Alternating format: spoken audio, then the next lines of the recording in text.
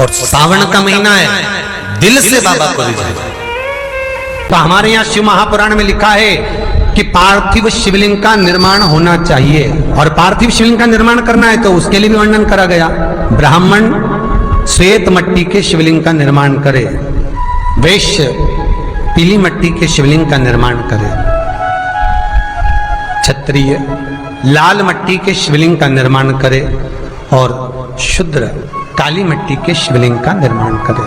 ना कर कर रोग धोग बीमारी तकलीफ कष्ट दूर करने के लिए शंकर के शिवलिंग पर अगर बन सके तो मंदिर में, आप लोग तो यहाँ हैं तो देवाधिदेव महादेव कंकर शंकर को चढ़ाओ, और अगर बेलपत्र नहीं हो तो बेलपत्र जो चढ़ी हुई हो उसी को धोकर वापिस चढ़ाओ।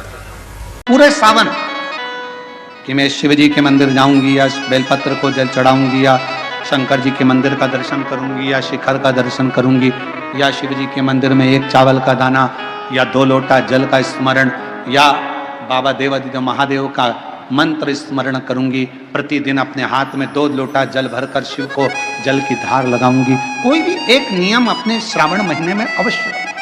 संतान की प्राप्ति के लिए अगर 16 सोमवार का व्रत उठाया जाता है तो श्रावण के पहले सोमवार से उठाया जाता है। शंकर को श्रावण प्रिय है, एक कारण कहा कि मंथन में जो विष निकला उस विष का पान किया और भगवान देवताओं ने मिलकर भगवान शंकर का जलाभिषेक किया। दूसरा कारण कहा, माता सती ने शंकर को पाने के लिए श्रावण के महीने में ही सबसे ज्यादा साधना करी है। और क्या करा था माता सती ने? एक बालू का मिट्टी का शिवलिंग बनाती थी, प्रतिदिन शिवलिंग का निर्माण करती थी और शिवलिंग का निर्माण कर कर उसकी पूजन कर कर अर्चना कर कर उसका विसर्जन करती थी। तो हमारे यहाँ शिव महापुराण में लिखा है कि पार्थिव शिवलिंग का निर्माण होना चाहिए, और पार्थिव शिवलिंग का निर्माण करना है तो उसके लिए भी वर्णन करा गया। ब्राह्मण श्वेत मट्टी के शिवलिंग का निर्माण करे, वैश्य पीली मट्टी के शिवलिंग का निर्माण करे, क्षत्रिय लाल मट्टी के शिवलिंग का निर्माण करे, और शूद्र काली मट्टी के शिवलिंग का निर्माण करे। कितना बड़ा शिवलिंग बनाना चाहिए? अगर हम पार्थिव शिवलिंग का निर्माण कर रहे हैं या हमारे घर में हम कोई मूर्ति रख रहे हैं या हमारे घर में हम कोई मूर्ति को विराजमान कर रहे हैं तो उस मूर्ति का भाव कितना बड़ा होना चाहिए?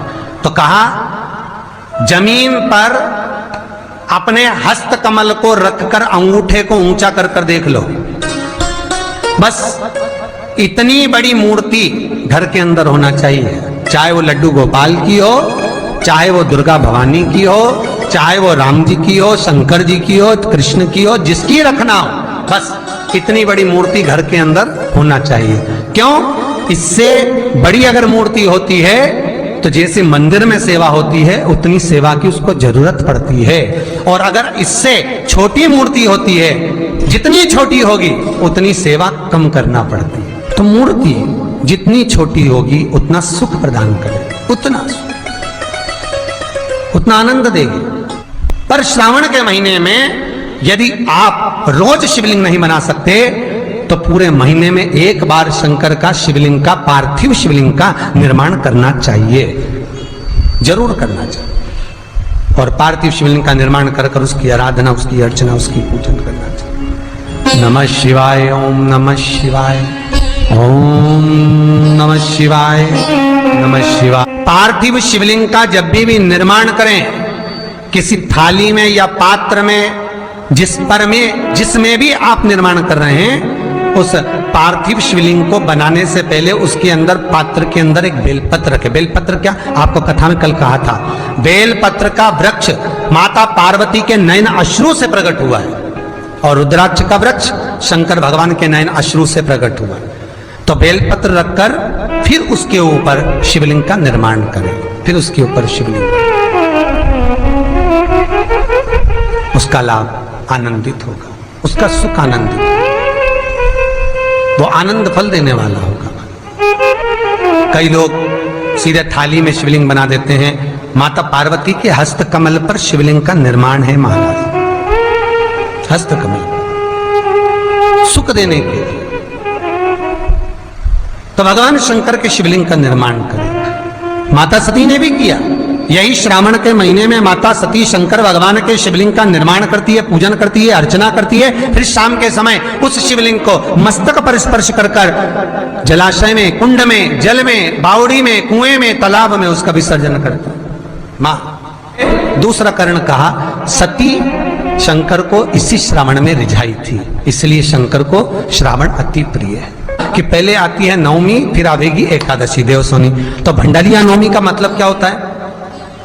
भंडारिया नवमी का स्मरण क्या होता है? अभी आपको कहा था 9 जगह पर बेलपत्र चढ़ती है। भंडारिया नवमी का मतलब ही यही है कि भगवान विष्णु सोने जाने से पहले नवमी तिथि के दिन 9 बेलपत्र भगवान शंकर को समर्पित कर कर भगवान शिव के मंदिर में बैठकर भगवान शंकर की आराधना कर कर भगवान विष्णु लक्ष्मी जी के साथ अपनी सृष्टि का कार्यभार 4 महीने के लिए शंकर जी को सौंप देते हैं भंडारिया नवमी के दिन। और एकादशी के दिन से, देवसोनी एकादशी के दिन जब भगवान सोते हैं, उस दिन से भगवान शंकर पूरे कार्यभार को देखते हैं, पूरे कार्यभार। जब कार्यभार सौंपा गया, भगवान शंकर सृष्टि का संचालन करने लगे, तब ब्रह्मा और विष्णु ने आकर शंकर जी की आराधना यही श्रावण के महीने में करी थी कि आपने पूरा कार्य अच्छे से संभाला, इसलिए शंकर को श्रावण अति प्रिय है। यह तीसरा कारण है शंकर को श्रावण प्रियता का। अब शिव महापुराण की कथा करिए कि शंकर को श्रावण प्रिय चौथा कारण वर्णन करा कि ये कारण भगवान शंकर की आराधना माता पार्वती ने बाल्यपन से करी, खूब करी, खूब दिल से करी। आपके घर के पास में जो शिवालय है भगवान शंकर का, एक छोटा सा शिवलिंग है। मानो अगर दिल से तुमने मान लिया कि ये केदारनाथ है, दिल से तुमने मान लिया कि ये महाकाल है, दिल से तुमने मान लिया कि भीमा शंकर है, दिल से तुमने मान लिया कि ये मल्लिकार्जुन है, दिल से तुमने मान लिया कि विश्वनाथ है। जिस दिन तुम्हारा मन पर जा, श्रावण के महीने में जब तुम 2 लोटा जल चढ़ाने के लिए जाओगे,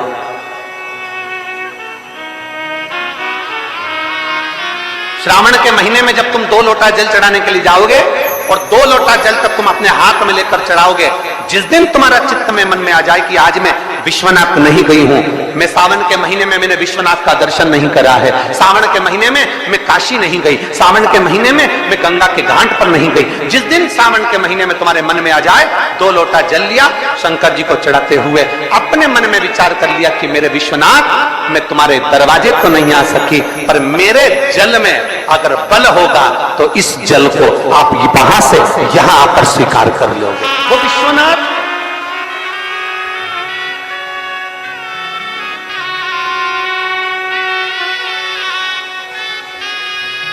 पहला दिन लगे 2 लोटा जल चालू कर दो, श्रावण के पूरे महीने 2 लोटा जल अपने घर से लेकर जाओ, और अपने घर से जब जल लेकर जाओ तो ये विचार कर कर जाना, आज मैं शिव को काशी में, आज मैं शिव को केदार में, आज शिव को अमरनाथ में, आज शिव को भीमा शंकर में, आज शिव को मल्लिकार्जुन में। और फिर निवेदन करूंगा, जिस बहन को 19 और 20 साल तक भी औलाद नहीं हुई हो, तो कृष्णेश्वर महादेव का नाम लेकर 2 लोटा जल तुम्बकेश्वर महादेव का नाम लेकर चढ़ा कर देखना, सावन के बाद में बाबा संतान जरूर देगा, झोली जरूर भरेगा।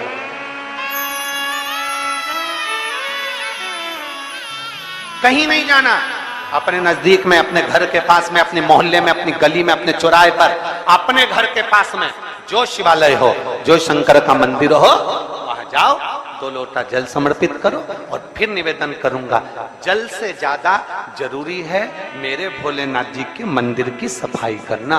अब कीचड़ चालू हो जाएगा, पानी चालू हो जाएगा, सावन का महीना चालू हो जाएगा, अपने साथ एक कपड़ा लेकर जाओ, बाबा के मंदिर को पूरा साफ कर कर, बाबा के शिवलिंग का स्नान कर कर, बेलपत्र निर्माल्य जितना पड़ा है उसको उठाकर कहीं विसर्जन के लिए, किसी नदी तालाब बावड़ी में नहीं, किसी कुएं में नहीं, निर्माल्य तालाब में, नदियों में, बावड़ी में डालने के बाद वो निर्माल्य सड़ता रहता है, नदी नाले का पानी सूखता रहता है, उसमें कीचड़ इकट्ठा हो जाता है। उस निर्माल्य को इकट्ठा करो, गाड़ी में भरो, किसी एक खड्डा खोदकर वहां दबाकर उसकी खाद तैयार करो, और बाद में बेलपत्री के वृक्ष के नीचे उसको डालते रहो। पर ध्यान रखना कि निर्माल्य हमें नदी तालाब बावड़ी कुएं में नहीं डालना, महादेव से कहना नहीं आता।